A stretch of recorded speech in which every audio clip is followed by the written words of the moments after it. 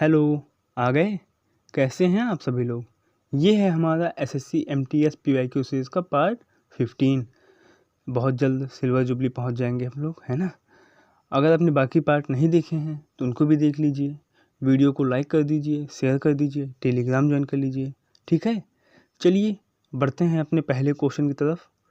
Dash के खेल में 5-5 खिलाड़ियों की 2 टीमें गेंद को जमीन से 10 फीट ऊपर मौजूद हूप्स में डालकर स्कोर करने का प्रयास करती हैं।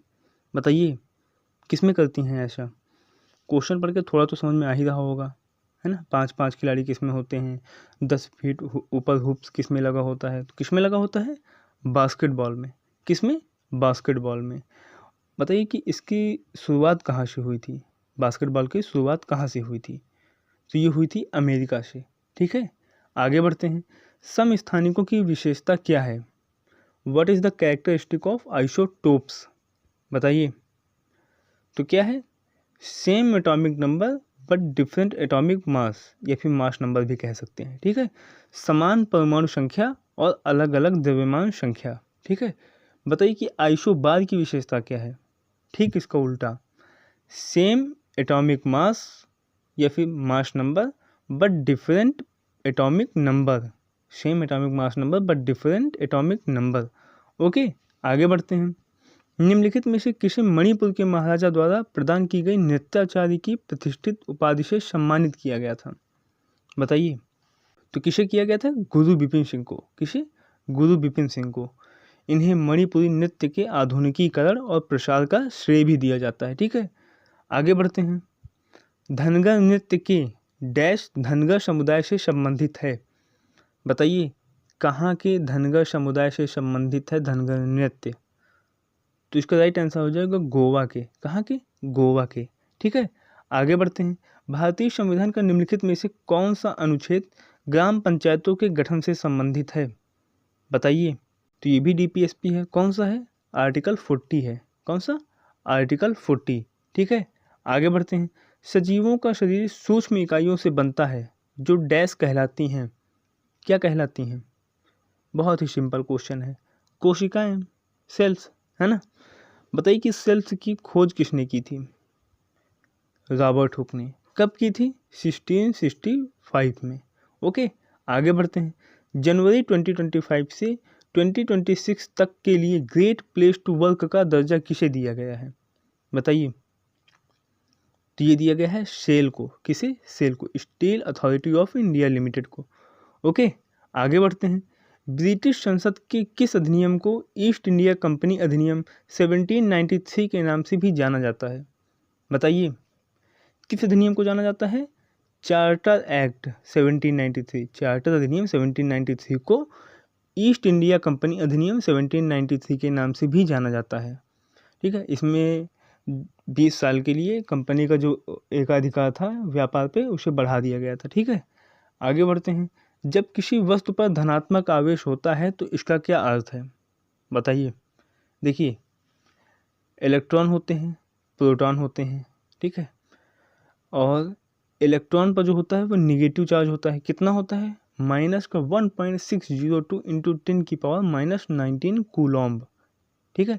प्रोटॉन पर कितना होता है, पॉजिटिव चार्ज होता है, कितने का, 1.6 इंटू 10 की पावर -19 कूलॉम्ब, ठीक है।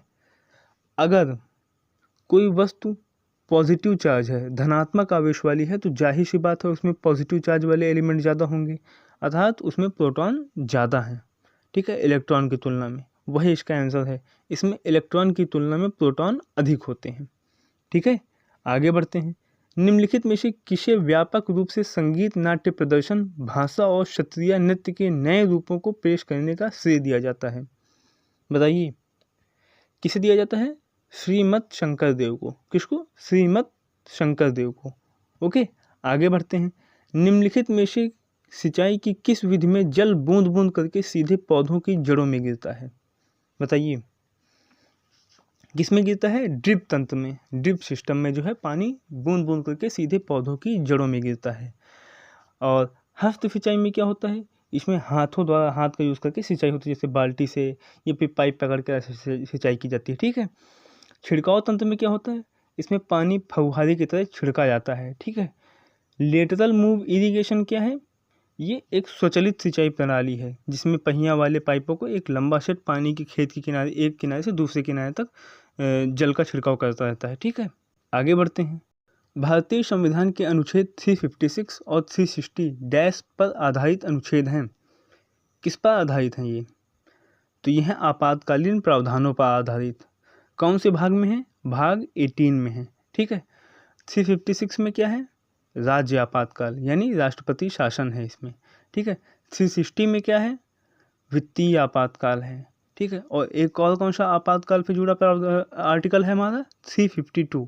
कौन सा क्या है इसमें? इसमें है राष्ट्रीय आपातकाल। ठीक है, और आगे बढ़ते हैं। हिमालय पर्वतमाला का निर्माण किसके टकराव से हुआ था? बताइए। तो ये हुआ था Indian plate and Eurasian plate के टकराव से, लगभग 50 मिलियन ईयर्स एगो। ठीक है, आगे बढ़ते हैं। फिडे महिला शतरंज विश्व कप 2025 का खिताब जीतने वाली पहली भारतीय महिला खिलाड़ी कौन बनी है? बताइए, कौन बनी है? दिव्या देशमुख बनी है। ठीक है, ये 88th ग्रैंड मास्टर भी बनी है हमारी। ठीक है, आगे बढ़ते हैं।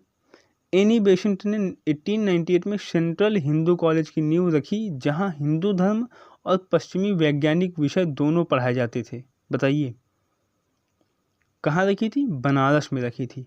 बाद में आगे चलकर ही ये बनारस का एक भाग बना था। ठीक है, आगे बढ़ते हैं। 1540 में कन्नौज के युद्ध में निम्नलिखित में से किसकी हार हुई थी? कन्नौज का युद्ध, इसे बिलग्राम का युद्ध भी कहा जाता है। ठीक है, कब लड़ा गया था? 17 मई 1540 को। ठीक है, और इसमें हुमायूं की हार हुई थी। किसकी हार हुई थी? हुमायूं की हार हुई थी। ठीक है, और किसके विरुद्ध में लड़ रहा था? शेरशाह सूरी के। किससे? शेरशाह सूरी से विरुद्ध में लड़ रहा था और उससे इसकी हार हो गई थी, फिर ये भाग गया था। ठीक है, आगे बढ़ते हैं। पादप कोशिका में एक बड़ी केंद्रीय डैश होती है जबकि जंतु कोशिका में अनेक छोटी छोटी डैश होती हैं। बताइए, तो इसका राइट आंसर हो जाए रिक्तिकाएं। पादप कोशिका में एक बड़ी केंद्रीय रिक्तिका होती है और जबकि जंतु कोशिका में अनेक छोटी छोटी रिक्तिकाएं होती हैं। ठीक है, आगे बढ़ते हैं। 2011 की जनगणना के अनुसार भारत के किस राज्य की जनसंख्या सबसे कम है? बताइए, मैं बार बार कह रहा हूँ सेंसस टॉपिक जरूर पढ़ लीजिएगा। ठीक है, तो कहाँ की जनसंख्या सबसे कम है? सिक्किम की है। ओके, आगे बढ़ते हैं। निम्नलिखित में से कौन एक सारंगी वादक है? बताइए, तो इसका राइट आंसर हो जाएगा उस्ताद शकूर खान जो हैं, ये एक सारंगी वादक हैं।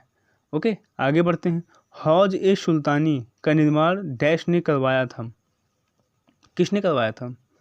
तो कराया था इल्तुतमिश ने। ठीक है, इसे राजाओं का जलाशय भी कहते हैं, ये एक जलाशय है। ठीक है, इसे राजाओं का जलाशय भी कहा जाता है। ठीक है, आगे बढ़ते हैं। बस्तर दशहरा भारत के डैश राज्य का एक प्रसिद्ध त्यौहार है। कहाँ का है ये? ये है छत्तीसगढ़ का। कहाँ का है? छत्तीसगढ़ का। आप वो फेस्टिवल वाली सीरीज जरूर देख लीजिएगा। ठीक है, उसमें सारे फेस्टिवल आपके क्लियर हो जाएंगे जो अब तक पूछे गए हैं। ओके, आगे बढ़ते हैं। The race of my life an autobiography किस प्रसिद्ध एथलीट द्वारा लिखी गई है? बताइए, तो ये लिखी गई है मिल्खा सिंह द्वारा। किसके द्वारा? मिल्खा सिंह के द्वारा। ओके, आगे बढ़ते हैं। किस प्रकार की कृषि कृषक परिवार की आवश्यकताओं को पूरा करने के लिए की जाती है? बताइए, तो इसका राइट आंसर हो जाएगा निर्वाह कृषि जो है ये कृषक परिवार की आवश्यकताओं को पूरा करने के लिए की जाती है, न कि बाजार में बेचने के लिए।